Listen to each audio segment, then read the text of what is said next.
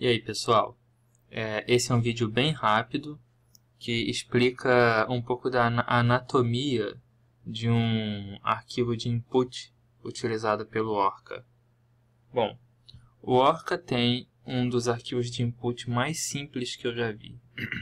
Quero dizer, é muito simples de compreender o que está acontecendo no seu arquivo de input e realmente ele é bastante gentil com relação ao modo como ele trata as coisas que você escreve. Por exemplo, o Orca não é case sensitive. Você pode escrever suas palavras-chave tanto em maiúscula quanto em minúscula e ele não vai reclamar B3 lip. Ele não vai reclamar da diferenciação entre maiúsculas e minúsculas. Eu prefiro manter a escrita consistente só por uma mania minha, né? Podem chamar de uma noia que me persegue. Mas eu prefiro manter a indentação e também o estilo de caixa que eu uso, caixa alta, caixa baixa, bastante consistente, porque o arquivo de input fica mais bonito.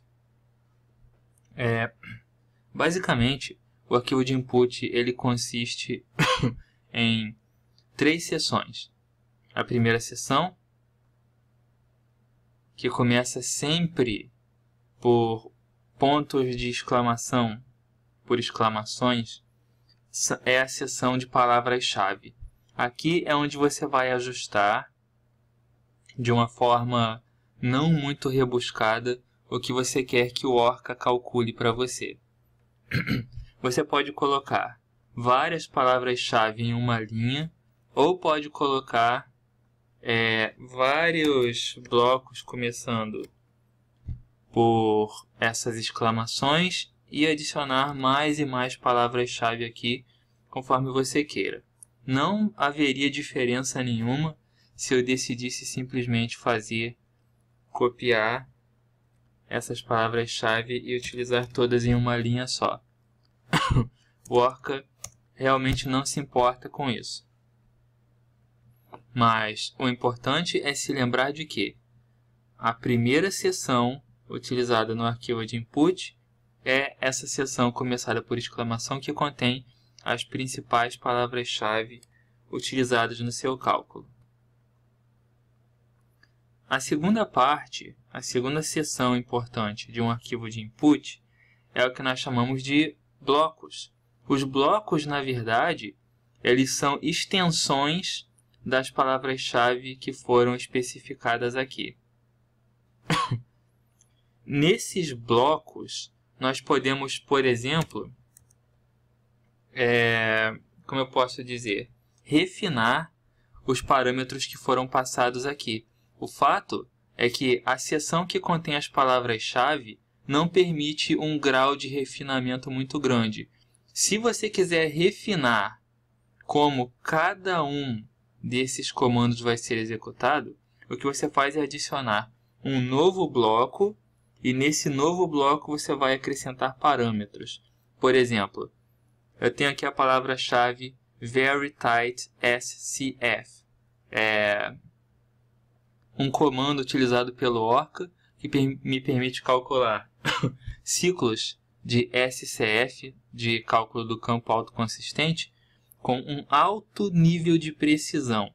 Mas o fato é que o cálculo de ciclos SCF ele segue uma regra. Se não me engano, o número de iterações que vai ser tentado pelo Orca é igual a 5 vezes o número de átomos do seu sistema.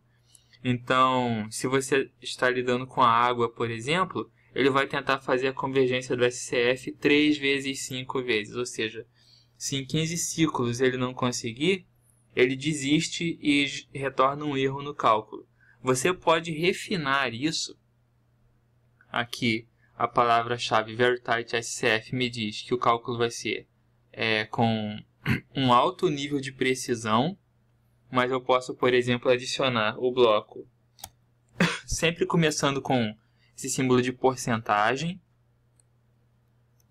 a palavra-chave que eu quero refinar.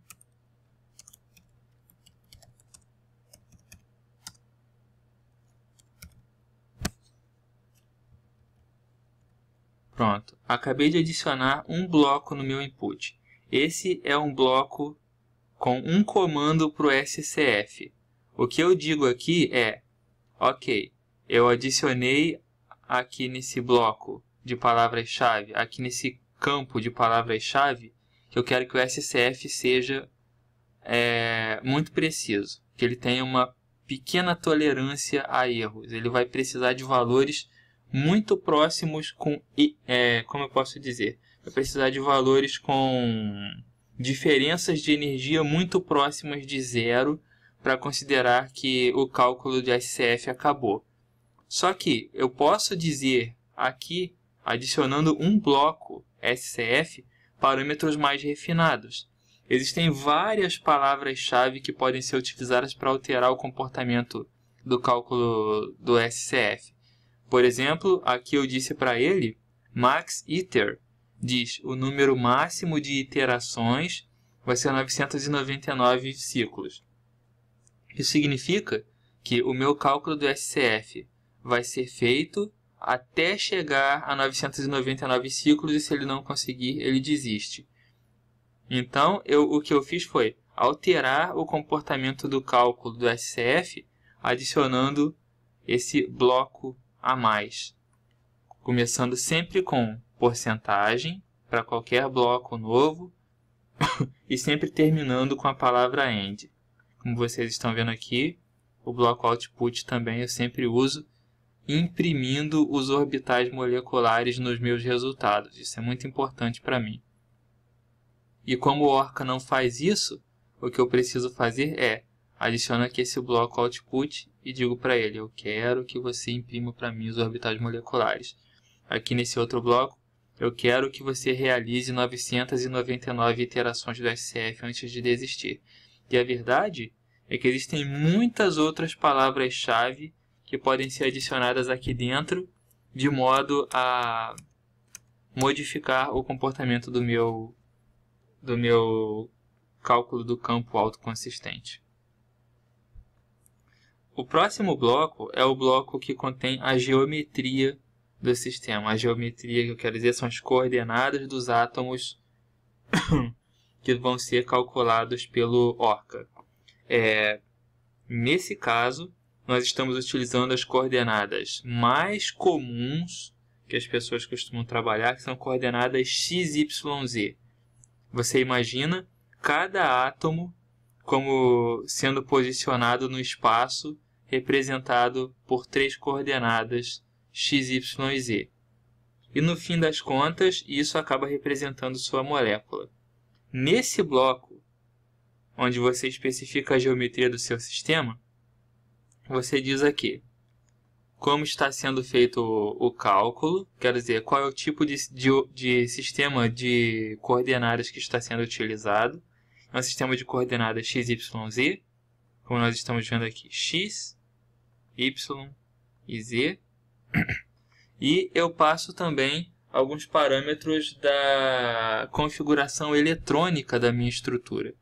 Por exemplo, qual é a carga e qual é a multiplicidade do meu sistema. São os dois valores que são passados aqui.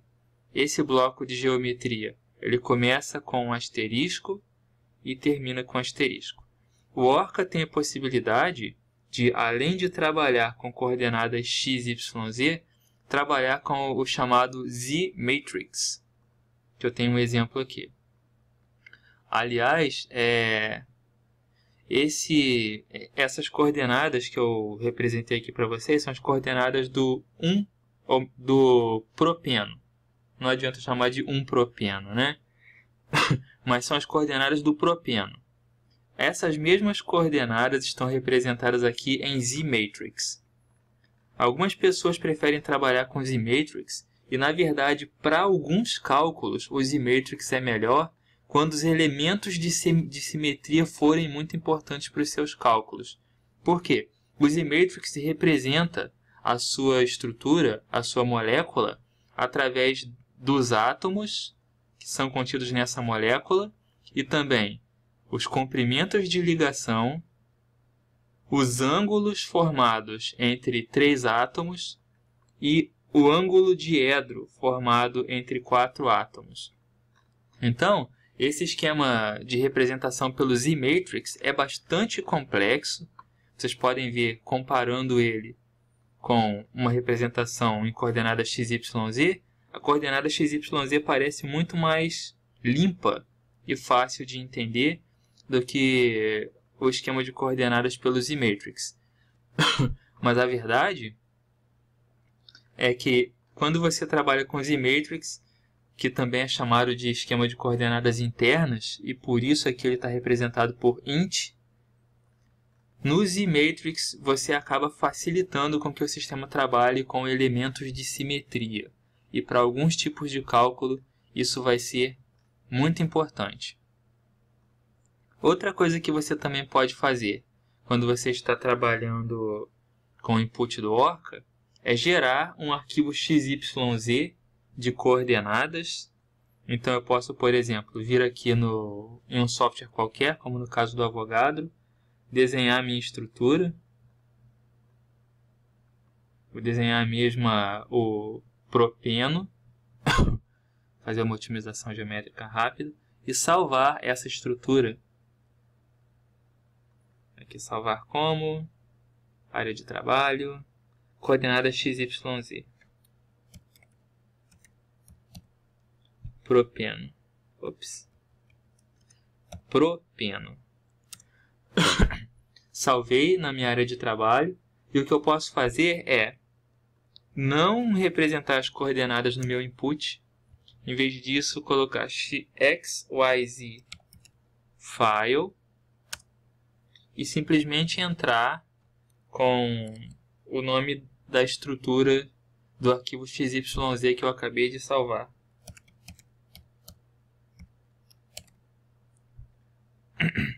Pronto.